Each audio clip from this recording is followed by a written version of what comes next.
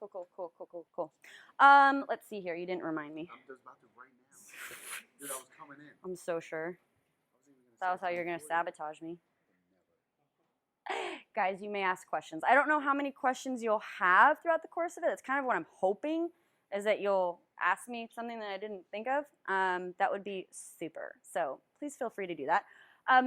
Upon picking this topic, I was initially very excited because education is kind of the cornerstone of what I do, nutrition and lifestyle coaching, etc.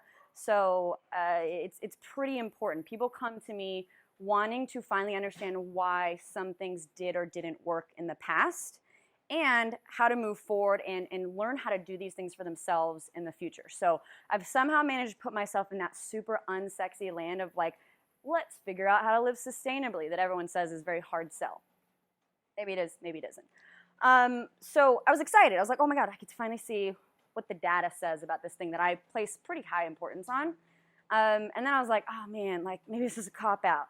Crap. Regardless, I kind of stuck with it. But I thought the best way to take you through today would be to kind of take you on the journey that I went, you know, and kind of how my process of thinking went so that you can, you know, maybe we'll land in different places. But that's what I'd like to conclude with, is just to see if you guys can determine if this is important for you and your practice. Okay, so obviously I got an opinion, but you know, we're being scientists, all right? Speaking of kind of tying this into why I care, so in Elizabeth's conversation a couple of days ago, she has to do that exercise. We had nutrition pet peeves.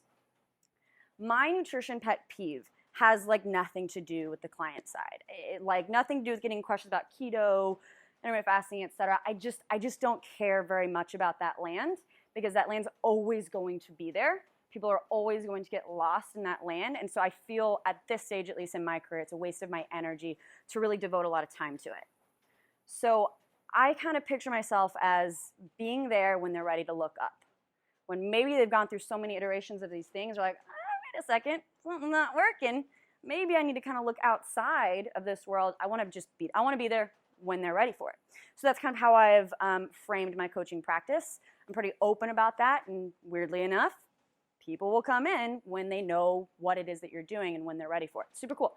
And why I get kind of into the nutrition education specific piece of it is because the pet peeve I have is on the practitioner side, the coach side, the nutritionist side. It actually does really frustrate me that collectively in that industry, and I won't necessarily say in this room, I don't like to make assumptions, but generally not in this room, but we do see this a ton, creating just generations of people who don't know how to live between diet strategies and beyond them, right? So we're so into getting them those short-term results, buy-in. We got to get them to buy in. We got to get them to buy in, but we're not looking at the other side of the equation. Yeah, okay, but like what happens when they stop working with you? Are they equipped to continue this in the future, right? Or did they even know that that was a short-term strategy? And I think that there's a lot of pieces that play a role in this. But I'll probably use the little remote there. That'll be helpful. Cool. So nicely enough, the data supports me on this one. We're super good at helping people lose weight. Look at that. Studies. Lots of them. You can look them up. I cited them properly. Not so good at long-term weight loss success. This is like kind of obvious, okay? But this is kind of where we're at, right? Like everyone's super confused. Arguably, there's never been a time when there's been more information available for people. You've never been able to find more information, but very few people know how to clarify it and apply it to what's important for them. There's more confused than ever. Cool. Preaching the choir, echo chamber. You with me? Great. This is why I think it's so important. So maybe it's 40 to 70% of people trying to lose weight at any point in time. That's wild. You guys have probably come across this statistic at some point. I understand there's a lot of variation between 40 to 70, okay? Even 40%. That's almost half of our people, dude. Like that, I'm triggered, okay? Like already, I'm like fired up about this. Like this is whack. Why is this happening? There's never been more coaches, never been more information, never been more programs, certifications. What is going on here? So the question I started with was, does education drive weight loss? That's pretty cool, right? Safe space. Just get a little interaction here. Do you guys think that education drives weight loss? Definitely yes. Raise your hand. And by the way, you all get to be right at some point today. Isn't that great? So good. Okay. Maybe you're considering it. Safe space. Nice. Okay. Probably not. Probably not. Okay, perfect. This is exactly what I wanted. Okay. I did. I came in and I was like, hell yeah, it does. Duh. Teach the people.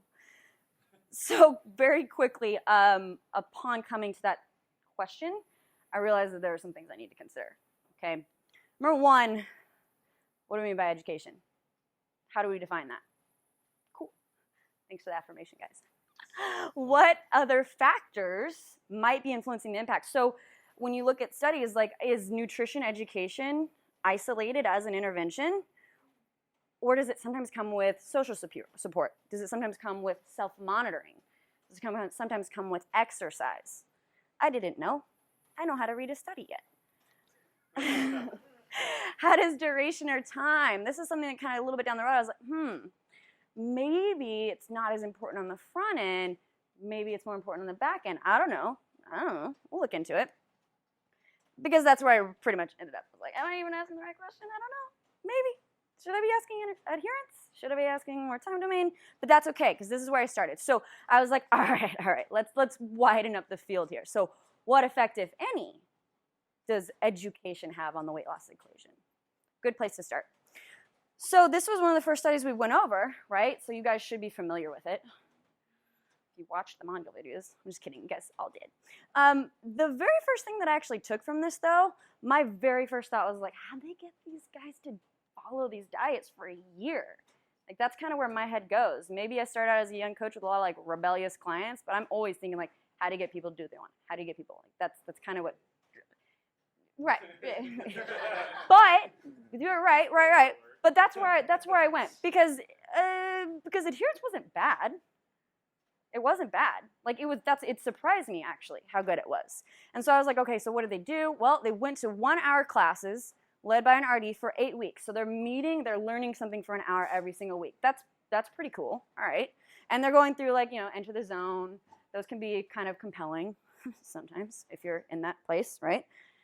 And we know it's 300, my population that I try to target, premenopausal, cool. We had, the minus 4.7 kilograms over a year, like, cool, at least you didn't gain, that's, it's at least something. But that's, again, what I was looking at was I was like, whoa, cool. So they actually, like, adhered to this stuff. That's super interesting to me, right? Don't get too excited, all right? Because, first of all, we don't actually know if they adhered. It was 24-hour recalls at 3 points, right? I did kind of highlight the no continuing education because they noted waning adherence over the course of the study. And I was like, is that related to no longer having that connection, the education piece, something? I don't know. Thought it was interesting. And then they literally admitted, lack of valid assessment of individual adherence. Cool. Thank you so much. And then I just kind of giggled because I was looking at the tables and like what they were eating, and they had all 4 diet groups, and they had the progression of their intake over months. And I mean, even just like taking averages, like they were all reporting like 1,500 to 1,600 calories for 12 months. And I was like, oh, I'm so sure. So sure. So all right, this was dipping my toe into the, okay, is it playing a role? Let me just keep looking, okay? So this one I enjoyed. Stay with me. I'm not going too far off topic here. But this was one done out of Japan, okay? And I loved it because it actually had education as one of the primary interventions, and we had a little bit of a longer time frame. So we went in for 6 months, directly intervening, 29 hours, okay? And then they had a 9-month maintenance program. They kind of still kept touching on it, so for a total of 7 hours. Dope. Love it. We had a pretty even split. Kind of veered off here because the average age here is 60. Jeb, look alive. What was super interesting,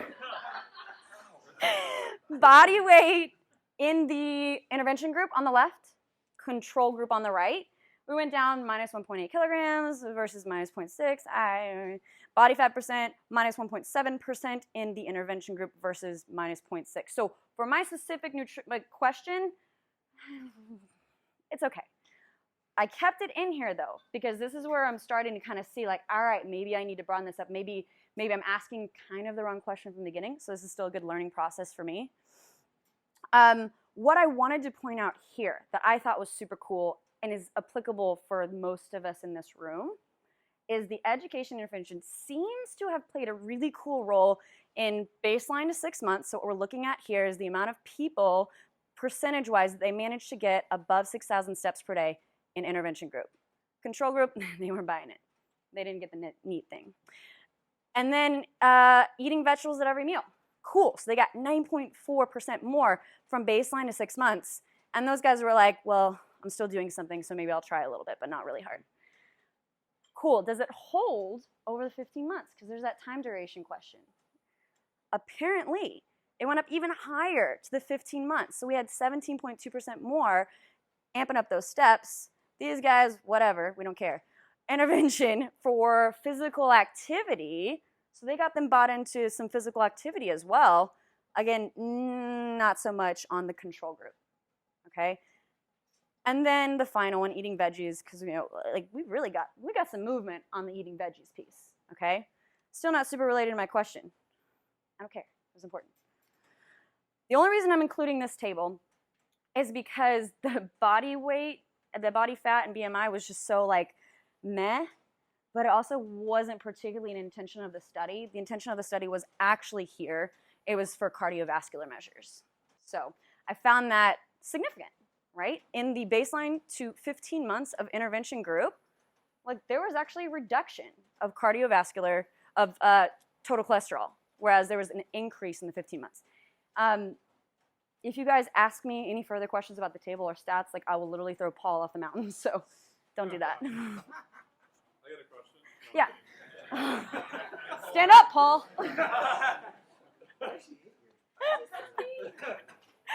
All right, so we got to kind of look at what I was considering here. It wasn't randomized controlled. Cool. It wasn't my population. For my particular question, not really much going on body weight difference. And then I also kind of was considering, the specific culture. Was the social community aspect, was any of that playing a role in the adherence to lifestyle? So again, just kind of trying to like paint a little picture here. I'll get a little more specific in a second. So this was when I came to the point of, all right, it's time for me to actually put some parameters around education. Does that exist? I didn't know. Great news. They're trying to do this in the literature, and it falls under this umbrella of health literacy. So this is basically a person's ability to take health information and apply it to specific decisions. Okay, now underneath this umbrella, we have two other areas. We have nutrition literacy. This is kind of what I started with, is like, does actually knowing how to read a food label, understand what nutrient-dense foods are, etc. What's that piece here, okay? And then the other aspect of the equation, which a lot of us probably play in, is actually food literacy. So being able to kind of extrapolate, like take the nutrition information to make choices and think a little more critically. So, great, fantastic, it exists. I wasted a lot of time reading studies. Not really, I learned stuff. So here we go. We're finally getting a little more specific. We've got this study on nutrition literacy specifically. And just in terms of adherence to a healthy-unhealthy diet pattern. And they use a comparison of a Western diet and more Mediterranean diet. So Western diet being like more salt, more sugar, more red meat, etc. Mediterranean being more nuts, health stuff, fish, etc. Okay? Oils, thank you. So they use something called the INLIT. This is a specific instrument that has been created, nutrition literacy, and it's used a little bit more. We had a nice sized study population, about 386, and what they found is that nutrition literacy was the most significant predictor of diet pattern adherence. In fact, they found that with every percentage, like every point higher on this exam, there was like a 0.63%, like there was a really large chance of them having more adherence to these diets, which was cool. But now we're not really talking about my question, which was weight loss. We're talking more about adherence. But I was kind of thinking at this point, like maybe this should be the conversation. Isn't this kind of what we're all generally trying to do? If we know pretty well that adherence to whatever strategy you're doing long term works really well, maybe it should be the conversation.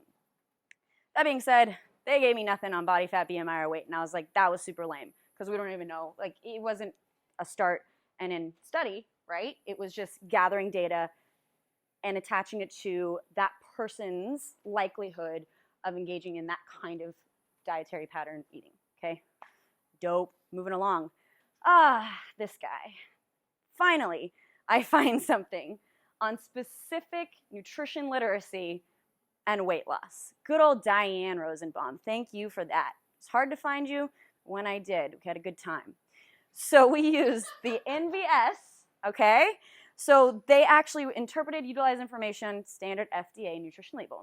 These kind of devices, measurement tools are pretty interesting. I looked into quite a few of them. Nice study, population size, 320.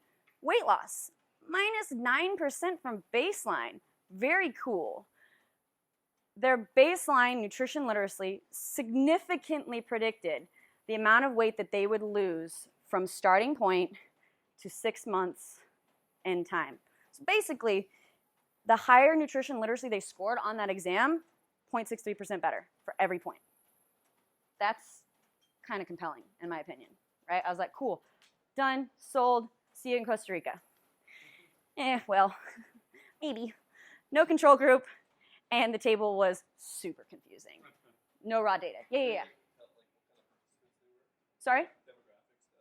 Oh, it was.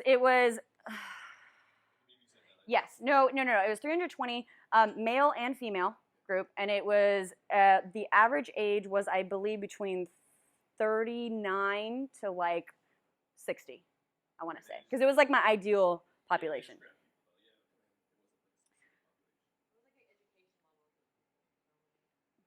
So this was the study. This was kind of something that I left out. This was the main conclusion they found, other than what I pulled from it, is that poor nutrition literacy very much indicated poor outcomes, and they found that in a much higher proportionate amount among African Americans. So they gathered all like a pretty broad range of socioeconomic background, and they found that specifically in the African American population, it was much lower. Let me see here. No, because they only had one table. Yeah, I was like, what you trying to hide, Diane? I don't know. It was interesting. So that was like literally, I was like, oh, finally, so excited. And there wasn't even raw data. It was like standard deviation, bivariate correlation. Like I said, watch Paul, don't ask me anything more. But that's kind of where we're at here. So in my mind, I was thinking, all right, so now we've got all these devices, right, for measuring it. Are they accurate? I wanted to, I always want to see the specifics of it, right?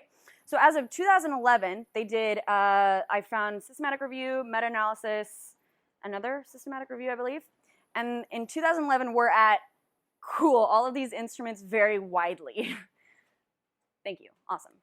2014, not much better. There's still no clear consensus in terms of the different instruments used, and they're analyzing thousands, right, from around the world, US, Japan, Germany, etc. 2018, got substantial variation.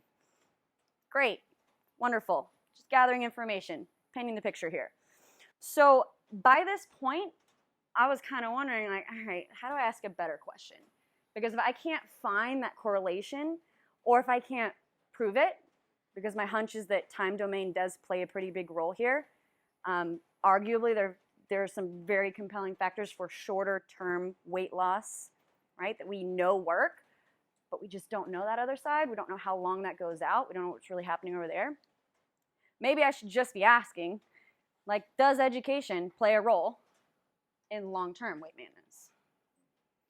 That's where I'm at. That's kind of where I'm at, all right? Raba's like, no. Shut up, Raba.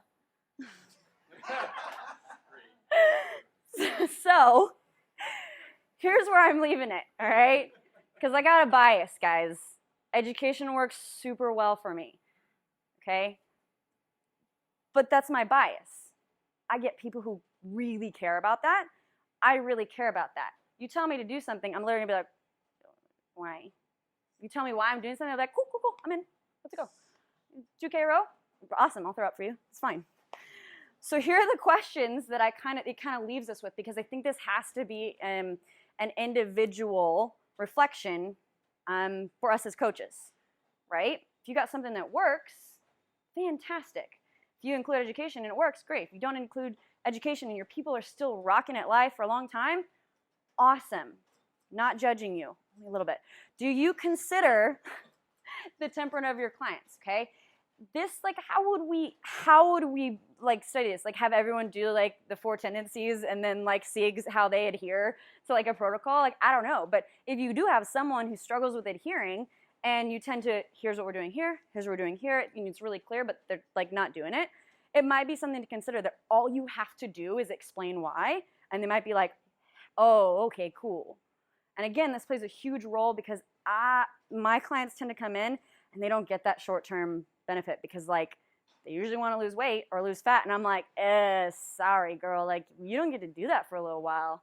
Like we got to do some stuff first. So it kind of flies in the face of a lot of traditional models. But if I can get them bought in and I can manage expectations, I can tell them what the track is, I can tell them what to expect, and then it starts happening, they're like, whoa, cool, this is it. And I've got them for a long time. And then they're graduating and they're like, oh, I like know how to adult. That's cool. That's cool. Great. This plays a really, really big role.